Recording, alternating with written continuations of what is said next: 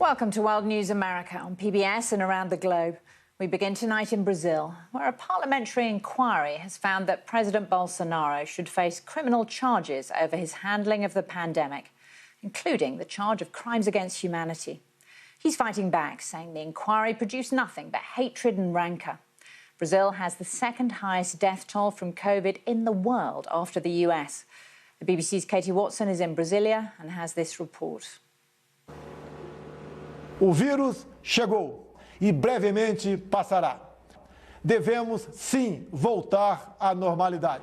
But despite President Bolsonaro's bold predictions, COVID-19 wreaked havoc in Brazil.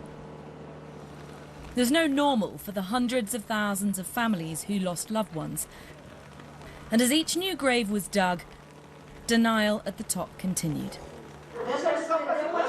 Today was the culmination of nearly 6 months of hearings, picking apart all that Bolsonaro did and didn't do. The government was accused of underplaying the crisis from the very start. BBC News. Senators pointing to our report in the Amazon, where hospitals collapsed earlier this year, as proof the situation was worse than claimed. Ahead of the report's final reading, crimes including indigenous genocide and mass homicide were removed. That, though, doesn't mean Bolsonaro has been let off. Não, em absoluto. O conjunto dos tipos penais que estamos atribuindo ao presidente da República chega a mais de 84 anos de prisão. Tadeu spent 4 months in ICU. The scars from being intubated still very visible. His family refused to believe the doctors when they said his only option was palliative care. Thanks to them, Tadeu's here today. Essas famílias foram enganadas. Families were betrayed, Tadeu says. They feel a weight on their conscience that they could have done something like my family did. There was an ideological choice made, not a medical one, with my treatment. Em relação a esse tratamento. The inquiry has its critics. Bolsonaro's supporters say it's vindictive, and he remains resolute. Nada produziram, a não ser o ódio e o rancor entre alguns de nós.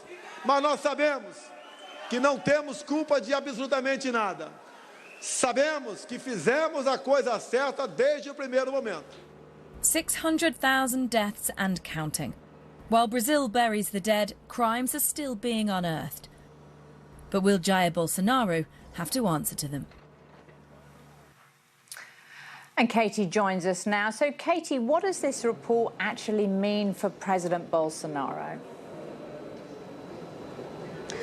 Well, the report now will go to a vote next week, and once that vote is passed, which is expected to, it'll then go to federal prosecutors. All the information will go to federal prosecutors. They'll decide whether or not to take on the charges that have been recommended in this report, but nothing is clear. We don't know what will happen in that circumstance.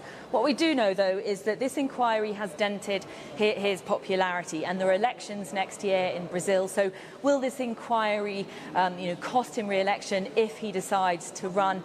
It is a year away till the vote. Certainly a year is a long time in Brazilian politics. So it'll be interesting to see exactly what cost this will have if he decides to take another run at the presidency. Katie Watson, thank you. Well, before this report called for President Bolsonaro to face criminal charges, more than 60 US lawmakers wrote to President Biden, expressing deep concern over Bolsonaro's policies, everything from human rights to climate policy. The lawmakers wrote, it's critically important that cooperation between the US and Brazil is based on a shared commitment to respect democratic values and human rights and to take action to address the COVID-19 pandemic and the climate crisis. We urge you to send a clear message to the Bolsonaro administration that if President Bolsonaro's attacks on the Brazilian election process continue, then US-Brazil relations will be severely compromised. Congressman Hank Johnson from Georgia wrote that letter, and he joins us now. Welcome to the programme, Congressman. Now, in this letter, you say the offer that was made to Brazil to join NATO, the military alliance, should be withdrawn. Why do you think that would be effective in changing President Bolsonaro's behaviour?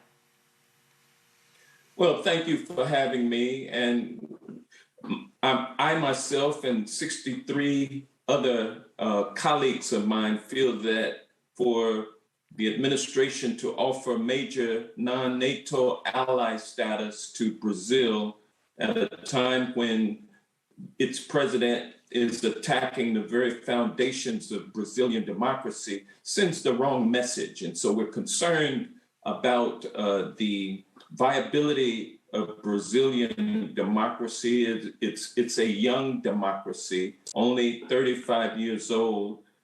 We've seen in America what a president who denies the validity of an election and perpetrates a big lie, we've seen what that can do to shake the foundations of democracy. Our democracy is 233 years old, and so our institutions can withstand this shock that Donald Trump has put America through. But we're concerned about Brazilians' ability, or Brazil's ability, to withstand the same Trumpian type of attack that Bolsonaro is levying upon the Brazilian democracy. And so that's why I penned that letter. Congressman, you're calling on President Biden to actually appoint an ambassador to Brazil, but doesn't that show that it's not a priority for President Biden, that he hasn't even done that yet? Well, Republicans in our Senate are holding up Biden appointees, so he's running behind in terms of appointing and having confirmed ambassadors to countries that are so important to America's values and interests, as Brazil is. It's the sixth largest or most populous country in the world. It's the largest economy in the Western Hemisphere. Save ours. Ours is first, Brazil is second, largest in South America. It's an important country. Our strategic security interest, our economic interest, our environmental interests are all intertwined and interconnected. And so Brazil is an important country. And I know that President Biden understands that. And I feel that it's a great thing that we will have a replacement for the former ambassador, who was more of a friend than a professional representative of America's interests in Brazil. Congressman Hank Johnson, thank you so much for joining us. Now, the UK government